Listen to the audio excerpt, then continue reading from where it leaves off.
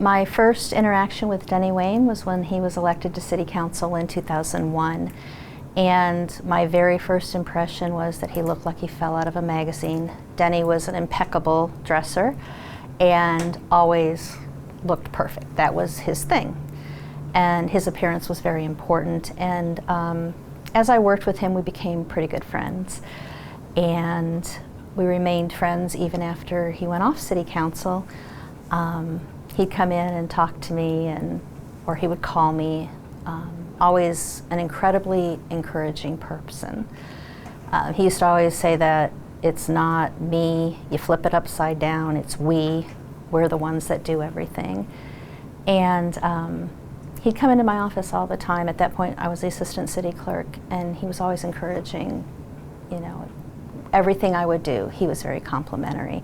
And when I did become city clerk, he's like, I knew you could do it, kiddo, that kind of, like I said, just an amazing person. He is very approachable, and he stepped out. When I first met him, he wanted to know about me. He came and talked to me. He asked me questions about myself. He started that. He was like that with everybody. It was important to him to get to know the people around him. He had a passion for Zone 1 and the people in Zone 1, and I don't care who you run into in Zone 1 that you talk to about him. Oh yeah, he came and talked to me, I knew him. It was important to him to know people and to know what their story was. So when we were talking, I said, well, it must mean a lot to you to be the first African American to be elected. And he goes, do you really think that's why I was elected? And it kind of took me back. And he said, and he expressed at that time how important it was for people to see people and not race and not any other factor other than who they were and what they represented and what they did. But he didn't go into a lot of depth other than that. I know that was very important to him. He used to tease me about he wore out 3 pairs of shoes, I believe he said, campaigning for that seat. I think his main legacy is that touch that he had with people, that one-on-one, that making you feel special, that making you feel like you mattered. All of the things he did were incredible, and he was passionate about that, but you can't replace that one-on-one interaction. That's something that I think people look for, and we're not always good about that. We aren't good at that one-on-one, I really want to know you, I really want to know who you are, I really want to know what you're thinking, and he did that. And I think that's what most people will remember about him, in addition to all of that, is how he made them feel, that interaction they had personally with him. Always up, never in a bad mood? Oh, he had his moments, but yeah, he was always positive. Even when he was frustrated with something, it was always, we learned something through this and we'll go on. And he always had that positive outcome at the end. As I said, he was always the best dressed. And when he was serving on council, he had had a stroke. And I went to visit him in the hospital. And his words to me were, well, you looked better than I thought you would today. And just kind of that turning it around, he made me laugh when you wouldn't think I should have been there to cheer him up, right. And he made me laugh. He did have a really good sense of humor, and like I said, anybody who came in contact with, it was a positive experience. Like I said, he had this passion for Zone 1, very specific area, and it was his area. And like I said, even after he went off of council, he never stopped having that passion. And I think very few people know in depth all that he did behind the scenes. I mean, he became part of the NAACP at 11. That's really early to be concerned about what's going on. And I think there's a lot of things that he has done that very few people actually know about behind the scenes, because he was more concerned about the outcome than who was getting the credit for it. And I think he opened up a lot of opportunities for a lot of individuals who may not have thought, well, yeah, I can run for city council. I know He and Phyllis Ferguson stayed in touch, and I believe he's been pretty good friends with Monica Horton. And, you know, like I said, for him it was all about the people of Springfield and what he could do for them. Denny is a person that I met sometime after I got here. What a good man he is, or he was. Denny was very active in the community. He did a lot of things, and of course he's lived here pretty much all his life. And he really wanted to see our community move forward, especially as it related to things that were race related, where he thought that there were injustices that went on. Denny was sure going to say something about it. He was not one of the people that would sit back quietly and silently hope that things got better. If Denny Whayne heard about it and he thought it wasn't right, you better believe Denny Whayne is going to say something about it. He's going to go after it because he wanted things to be right. And that's just kind of where he was focused. So he got involved in a lot of things in the community. We know that he was a member of the NAACP. And my understanding is that at the age of 11 years old, he joined the NAACP. Back in the 80s, I think for maybe 7 or 8 years, he was the actual president of the local Springfield chapter NAACP. So he really was somebody that really wanted to stay involved in the community and make sure that things were just done right. He was just a good man. I think so, because Denny Whayne was on the city council, and I'm not sure how long he was on the city council, but things that related to, especially the areas where he was representing, he wanted to make sure things got done. So I think he had his hand in a lot of things in the community. Every little thing that we did, Denny would get involved. For example, I'm the pastor now of what's called Sanctuary Praise Church of God in Christ, but when I initially got here, I was pastor of a church called Timmons Temple Church of God in Christ, which was almost in Denny's backyard growing up. He said he used to listen to the music from the church a long time ago, you know, when he was growing up as a kid, and how much he loved it. Well, there came a time where we wanted to sell that building so that we could buy another church. But Denny and many of the people in the community didn't want to see that church destroyed, because I think the company that was going to buy it was going to tear it down and use the property to build apartments, which is what they've done. So there was an effort that Denny was really involved in, and it was called Save Timmons Temple. And he got really involved in that, because what they ultimately ended up doing was picking up the church and moving it, and moving it from its location over on Webster, and they moved it by remote controlled gurneys. They moved it from its location into the Silver Springs Park, and it was rededicated from Timmons Temple to Timmons Hall. And you know, and Denny Whayne had a lot to say and to do with saving that building and the architecture that went into making it. He didn't want to see it destroyed, so he really worked hard to make sure that happened.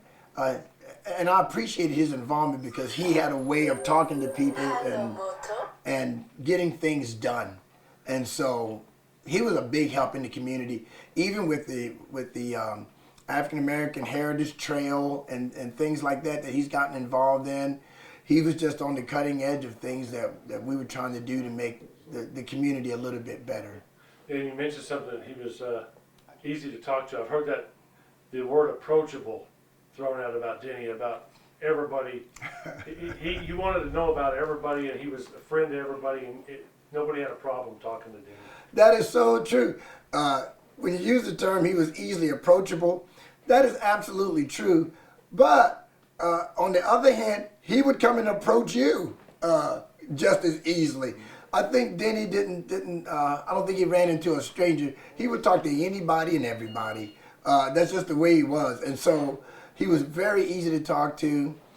He was very understanding when you talked to him. He had a clear insight into things, and he was a good person to go to for mentoring and for information. I think with all the years that Denny lived here in this area, it seemed as though Denny knew everything about everything that ever happened here in this community, in this town. And so you could always, if you wanted to know something, you could always go to Denny and say, hey, Denny, what happened back in this day or this? And he could just start from A to Z and tell you stuff you just didn't even know or had no idea. He was just a wealth of information, and it was always great to just talk to him. And I also heard that he was an inspiration. He influenced a lot of people that maybe thought, I can't do this, or there's no, he kind of inspired some people, I guess. He did. Denny was a God-fearing man, a church man, really involved in his church community, and his faith was one that he believed that with God you could do anything. And he was very encouraging all the time. If you were struggling with something or had, some doubts about something, he was one of those that would push you and encourage you and tell you, you can do this. If you put your mind to it and you step out on it, you can do this. Don't back up because it looks kind of hard right now, but you can do this. And he was very encouraging, a good mentor, and just a good scholarly mind to go to talk about whatever you needed to find out about. He was there for you. What do you think his legacy is that he has left here now? Well, one of the things is, and I don't know the history as far as how many black councilmen or council members we've had on the city council, but he certainly would be a pioneer in that area right there. He is known for his efforts and his work on the city council, and so I think he will forever be connected to that. And I think we've even dedicated a meeting room that's named after him in dedication of his efforts and his hard work and his insight and his foresight into things for this community to make this community better. And I think Denny will forever be remembered for his efforts and his work as a member of the city council. And yet on the other end of that, I've heard that he was very adamant about he wasn't elected because of the race thing. He was elected because he was the right man for the job. And he was qualified to do what he did. He was qualified to represent here in the community, and he was elected because of his qualifications. And I don't think he would have even wanted anybody to say, oh, well, we need black representation on the city council and let that be the caveat for which they would vote for him. No, he knew what he was doing. He knew what he was talking about. He had a clear understanding and a clear view and vision for what he wanted to see in this community, and based on that, he was qualified to sit in that seat. Race, not a factor at all, but he was a qualified man, and you can see the impact that he had and the way people loved him and so just sort of gravitated toward him. He was the man for the job, and he did an excellent job on the city council. I can't think of anything else to ask you. Is there anything else about Denny that you want to add? I just want to say that Denny was a man that was loved and beloved by anybody and everybody in this community who ever ran into him. He tried to get involved in everything he could, but he tried to get involved from a standpoint that he was looking to help make things better. You just want more people like that to be in our world, and it's a great loss to lose him at this time. God gave him to this world and this community for 78 years, and I think he made the best of that time. We're all truly going to miss him. We just really are, and he was just such an asset for us, and I hope that everybody will always remember and appreciate the efforts that he put forth, and not just appreciate it, but maybe even emulate what he did and the efforts that he used to go about getting things done. I guess I'm a busy man right here. And so I hope that people will remember him for that and emulate what he did and what he tried to do in our community. I was first on council from 92 to 99, and then the second time was from 03 to 07, I think. That's somewhere in that range for 4 years. And you had the pleasure of serving with Mr. Denny Whayne. I did. I really did. And one of the interesting things, when the seat was open, and so I decided to run, and when Denny Whayne found out that I was running, of course we knew each other from the past, and so he called me, the only councilman that called me, and we talked for quite a while, and he had questions. As if you knew Denny, that was his style. And apparently whatever he asked me and my answers pleased him. And so we kind of hit it off. And then when I got on council, we kind of created a coalition, he and I did, because we chewed some of the same ground. Northern Springfield, I came to school, I worked at the Boys and Girls Club. And so we knew a lot of the same people. And he absolute delight to be around. Tell me about Denny. I mean, he was a larger-than-life personality, but yet he didn't seem that way either. I mean, Yeah, I mean, if you could, Denny had kind of a, I don't know how you would describe it, but a kind of a royal humility. He he always wore, I don't think he owned a pair of jeans. And I accused him a couple of times of cutting his yard in a suit. And he was always dressed immaculately and carried himself with great pride and great stature. But one of the things that always impressed me about Denny was his common sense analysis. He could take a difficult situation and apply common sense to it and make it work. And so there was many times when we had issues that were difficult sometimes to really to dissect. He could dissect them better than anybody. And I'll never forget, he had a saying, and Tom Carlson could never get this saying right, but his saying, and it was kind of like a motto with him, but he said, things change, people change things.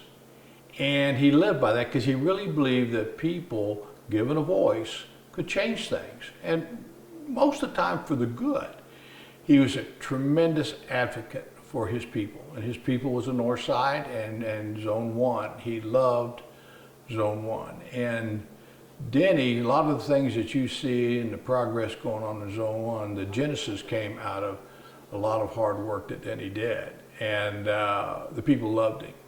The people loved him. Because when you figure that he was one of the first black council persons in a long time, if ever, that says a lot for his integrity and the kind of person that he was. because they were voting for the man. Exactly. I mean, and I heard that about him, about he was proud of his NAACP and all that stuff, but yet he didn't want to be known as the first black councilman. He wanted to be known there because he was qualified. Well, absolutely. And that's exactly why I was elected, because I think that would be a bad mistake to say that he was elected because he was black. I don't think that at all. I think the people on the North Side had witnessed Denny over the past defending that side and defending people and standing up for what was right. And he had a bond, and he met with the people. He was part of the people. He was the people. And so he was elected because of who he was, and then they had confidence in him. And sadly enough, the stroke really hurt him in more ways. He stayed on council as long as he could, and if he hadn't been extremely disabled, he'd still be there to this day. And I think we'd seen a lot quicker progress on the North Side if he was still there. Yeah, and even after council, he still fought for the North Side. Yes, yes, he did. I can't tell you any specific stories, but there were many times when we would get together, and we tried to get together as much as possible. We'd go to lunch, and he would want to know what's going on in the city, and you know, if there was something going on that he could get his hand in, yeah. And I think that, and forgive me for, I think it was Councilwoman Ferguson, they were very good friends. And she, from my knowledge, from Denny, said that they got along well, and she supported him and he really supported her. And they got along really well, and she did a lot of good also, basically, and she realized it was him. But, you know, he was also very humble in his ways. There was no important people in the sense that they were better than anybody. He didn't believe in that, and that was one of his many strong points. He was also approachable, but then as somebody else put it, he would also approach you if you needed to. So I've heard both ways. I mean, anybody could go up. He didn't care who you were. If you had an issue, come talk to him. Yeah. But if he wanted to know something, he was going to find out too. Yeah. Denny was, and one of the things that Denny had a question or situation and he didn't like the answer, he would dig further. And if he had to come back and make sure that you were giving him the whole story, that's what he would do. So until you convinced him that this was all you could do, he didn't buy it. Didn't buy it at all. And there's a story, and I don't know whether you can put this on here or not, but there was a problem downtown, and a woman, a mother, took a 15-year-old daughter into a nightclub, and a fight ensued over this young girl, and it spilled out in the street, and the police had to be called, and some policemen were hurt. Denny Whayne found out who this woman was, called her, and gave her a chewing like she never got before. And I said, I said, how did you do that? That's how persistent he was. He'd find things out. He knew how to find things out and knew where to go. What's your favorite Denny Whayne memory, story, encounter? Well, I'll try to condense this, but right after Denny's stroke, he was very mobile. He just had a little bit of a limp and stuff like that, but he was doing therapy. So we went on one of our city council trips to Oklahoma City. And so we were getting on a bus. I don't know exactly where we were going, but he says to me, "Conrad, come here." And I said, "What?" He says, "Come here." So I come over there and he says, "How'd you like to go see Earth, Wind, and Fire?" I said, "I love it." I said, "What are you up to?" He said, "I'll tell you later." So anyway, we get down there and come to find out he had been down to work out down in the gym, like he's supposed to. In walks Philip Bailey of Earth, Wind, and Fire. And so Denny started singing the songs there. He recognized him immediately. And Philip Bailey said, "Brother, what's wrong with you?" And he said, "Well, I had a stroke and I'm rehabbing." He says, "Well, okay, say you coming to our concert?" And he said, "No, we've got something going on tonight." And then he said, "Well, it's not tonight, it's tomorrow night." And Denny said, "Oh," he said, I don't have the money." He said, "How many tickets do you want?" So he gave him 4 tickets. So we went to this real nice restaurant, and Denny was in a hurry. And anyway, we get there, and there's myself, Mary Collette, and Gary Deaver. And we walk down, and we're about maybe 4 rows from the stage. And there's 4 seats right in the middle. So we're sitting there. We didn't look at our tickets that we were supposed to go to a different place. And the guy comes up about 5 minutes before the concert, tells us we're in the wrong seats. But there were 4 seats in front of us. So Mary Collette said, "Wait a minute, just don't leave." So the guy walked out. We sat in the 4 seats. Well, the concert was great. Denny, we all stood up through the whole concert like everybody else. At the end, I could see that Bailey was up to something. And so at the end, he said to the people, and as best I can remember, he says, "This is our first concert. We didn't know how we were going to proceed. We thank God for you people. But we have a special guest." And he said, "In the audience is Denny Whayne from Springfield, Missouri." And he took the spotlight and hit Denny. Boom, and the place exploded. You'd have thought Denny was a rock star. I still get cold chills with that story because, I mean, the vibration of the crowd screaming was just unbelievable. But yeah, and we got to go backstage and other things. But I have a lot of good memories, but that's one of my favorites. That's pretty cool. Yeah, it was really cool. What is his legacy for Springfield? Ooh. What do you think the changes he made or the impact he had on the city?